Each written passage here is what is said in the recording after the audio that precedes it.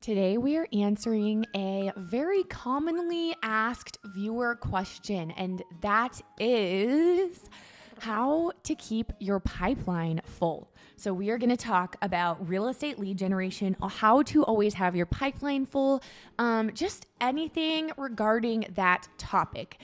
It's something that, like I said, it's very frequently asked by you guys, our viewers over here on this channel. So I thought, let's just sit down and break it down into a whole discussion. I have some 3 steps for you that I think is my opinion, and then we're just going to kind of have a discussion and see wherever it goes. Beautiful Topic. So amazing topic. Amazing. It is a very important topic in real estate. Anything else to say? No. Okay. No, I don't. Do you want to do a cheers? Yeah, cheers. Okay. Cheers. That was so lame. Wow. Sparkling water. It's really good for you. Okay.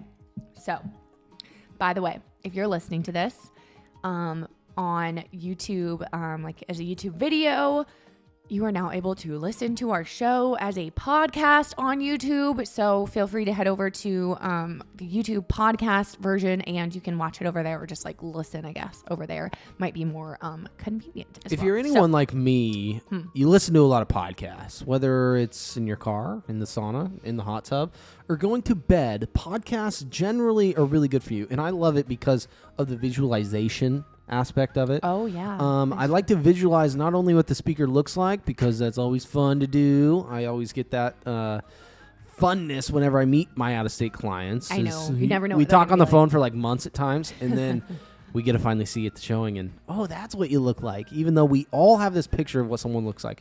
But the visualization is super important, and it keeps your mind sharp. So podcast forms are always grateful. Oh, I like that. I haven't heard that, but that makes sense because you're using your imagination while you listen. You're not just like watching a YouTube video. Mm-hmm. Okay. All right. So I've got 3 steps here. This is my answer to this question. Okay. And then I want to hear what you think. Okay. The first step is you got to stop hopping around from activity to activity before you even give yourself time to really get good at one form of getting business. So what I mean by this is you need to have a plan. It's okay to try everything, obviously, at first to get a feel for what you're good at, what you enjoy, and what really gives you the results. But once you find that, you need to really zero in and be consistent. And I think that's just the most valuable thing to do, instead of trying to, I'll do one video here and then I won't do one for a few more months because in between I'm going to be door knocking and then I'm going to go send out some flyers. Like, just find what works for you and go all in on that. So that's step 1. Step number 2, time blocking. And time blocking your prospecting activity. That's what I mean. So whatever that is for you, that you get clients, whatever it is that you do to get clients, do this activity the same day every week. And that would be probably my biggest tip for having consistent cash flow in your real estate business, having consistent pipeline, is do your prospecting activity the same day every week. And for us, that looks like sitting down and filming videos. We do it the same exact day every single week. It's on our schedule. So we know, I know what I'm going to be doing on a Tuesday. Next is managing your money well as a self-employed commission-only person. So I won't go too in depth on this because we did a video not too long ago called something about what to know before you quit your job to jump into real estate, and we kind of went pretty in depth on this. So head over to our channel and watch that video after this, and you'll get more information on this. But we have been a 100% commission-only household very happily for many years now. But something that we have done a little bit of that we're definitely always now trying to focus more on is adding more streams of passive income, but also growing the streams that you already have. So that's, I think, something that's important to do when you're commission only, but you don't have to I don't think that you have to do that in order to successfully be commission only, because like I said, we've done it for a long time. I think it really has to do with how you manage your money and having obviously like living below your means, but have a system in place where you take a certain amount of every paycheck and you don't see it, not just for taxes. You have to do that for taxes separately. But like I said, we go more in depth on that on our other video, so you can go check that out. But those are the 3 things I would say for to solve that problem as far as making sure you have commissions, because you're commission only. Yeah, I once heard a guy say, be willing to do what others aren't. So what that means is, maybe that means you got to wake up earlier, or that does mean sleeping in. I don't know your personality. Do what other people aren't willing to do. So for a lot of people in our office, for instance, it's going to be cold calling. It's going to be in the trenches. It's going to be doing the dirty work that maybe the senior brokers aren't doing anymore. And if you're first getting into the business and don't necessarily know how or even where to start knocking on some doors, start cold calling, start going and attending the office meetings. That's a big one. I just went to the first office meeting I've been to, I could literally say in years, and that's sad, but true. I haven't been to an office meeting in quite a while. And does that make me a less productive agent? I'm not sure. One of our old owners through our office said, the more you're at the office, the more productive you'll be. Is that an old way of thinking or not? That's up to you, though. There's no right way to conduct business. And I think that's why a lot of us love real estate and have gotten into this business and culture. It's because we've set our own times up. We've put the pressure on ourselves to make a commission household. If you don't got a commission coming in, guess what? You ain't paying your mortgage. You ain't paying your car payment. You ain't got no gas. Ain't no got gas in it. You know what I mean? That video. So I haven't seen it. My brother says that all the time. He'd be proud of me. I've never seen it. But it's very true, though. It's a very pressure-based, pressure-cooking business, especially when we have talks of recession, money changes, cryptocurrencies. Yeah. Housing's the lowest inventory we've seen in decades. We are back to like 04, 06 figures. If you look on the charts, I mean, amounts of inventory is that low, people. Yeah. So really, if you're not seeking listings, they're not going to be coming to you. Okay. I've noticed that 100%.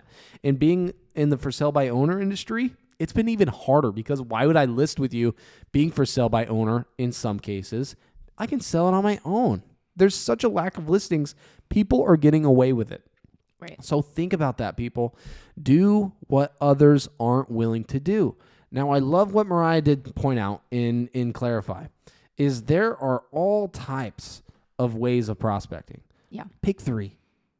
Go down the list. Pick 3 that fit your personality and that you're good at. That's what I've realized, is do what works for you. Realize how many appointments you need to get one listing. Maybe your ratio for appointments is 50%. Out of 50% of the appointments, I get a listing, okay? So out of 2 appointments, I'll get 1 listing. Think about that. You have to get your foot in the door. If you're not, you are continually being a secret agent and not prospecting appropriately. And I think that's so crucial right now more than ever. If you're a buyer's agent, it's a little different story. I'm more listing heavy. So that's my encouragement for you guys, and how to be that agent, that top producing agent, because it really is fun when you walk into the office and, hey, Spence, how you doing? Or, hey, how's Mariah doing? Oh my gosh, you guys had such a good month. You know, like, that really is fun. And I'm not boasting or tooting my own horn, but there are systems in place that this happens. Yes. And there's systems. Yes. Automation. Being a part of something for so long, you do develop and establish a brand and a name. Yeah. And recognition comes with that. Yeah. So there's some encouraging words from Spencer. Encouraging words from Spencer. You know, I think at the end of the day, our business is actually very, very simple. All we have to do is go get clients and do a really good job for them. Like, that's it. But absolutely, if we're not doing because we're talking about lead generation today, if we're not doing the go getting the client part on a consistent basis, because that's the hardest part for especially new agents, is actually getting business. then you're gonna run out of business. And that's why, like I said, I just think it's so important to have that consistent. And it doesn't have to be, maybe at first it needs to be every day for you or every weekday, or I don't know. But I can tell you, from experience, because of where we're at now, it doesn't have to be every day forever, every day of the week. Once you get your business to a certain point, then you still need to have it on your schedule, like your prospecting or marketing, whatever it is that you're doing to get business. But it doesn't have to be every day. It could be once a week, for an hour. And that's just what's going to be moving the needle, I think. So anyways. Move that needle. Anything else to add? No. Today? I feel like today's short. Real Stay strong, though. Seriously. If you hear a lot of people saying, I don't have business, I don't think they're working hard enough. And that's just a sign. We are entrepreneurs. We are go-getters. We are optimists. Is that what it is? We're optimisms? Yeah, optimists. I changed it. We're optimists. That's the right word. Yeah. Seriously, if you are pessimistic and non-optimistic, then you need to maybe change your mindset and go read a book. Ooh, go read a book. Okay, so if you're listening to this video and you are a fellow real estate agent, first of all, thank you so much for hanging out with us. We come on here every week with new videos. Subscribe and hit the bell if you haven't already. Leave a comment though, and let us know, what do you do for your lead generation? We would love to hear about that. We love chatting with you guys and just having discussions in the comment section below. And if you are a realtor in another state and you have a client relocating to Oregon, send them our way. We'd love to give you a referral fee, and we'll see you next week.